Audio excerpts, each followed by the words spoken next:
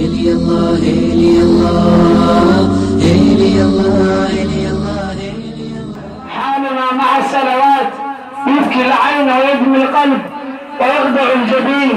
انقسم المسلمون مع صلاتهم إلى 3 أقسام: قسم لا يركعون ولا يسجدون لا بالليل ولا بالنهار، أسماءهم عبد الله وعبد الرحمن. كذبوا والله كذبوا والله، لو كان عبيدا لله ما خلفوا أوامر الله. ألا يظن أولئك أنهم مبعوثون ليوم عظيم؟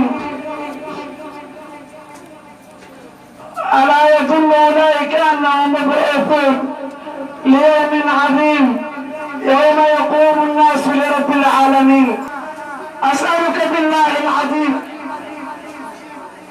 أين صليت اليوم الفجر في صفوف المصلين أم اتصفت بصفات المنافقين؟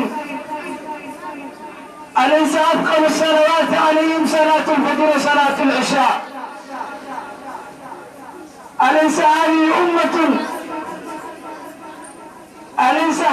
أمة قد اتصفت بالنفاق في مشارق الأرض ومغاربها لما تنزل قول الله جل في علاه على النبي صلى الله عليه وسلم: فخلف من بعدهم خلف أضاعوا الصلاة فخلف من بعدهم خلف أضاعوا الصلاة واتبعوا الشهوات فسوف يلغون غيا.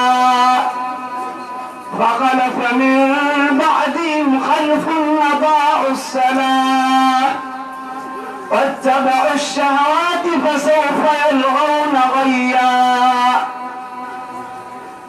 يقول النبي صلى الله عليه وسلم باكٍ يقول: يا جبريل تضيع أمة الصلاة، يا جبريل تضيع أمة الصلاة.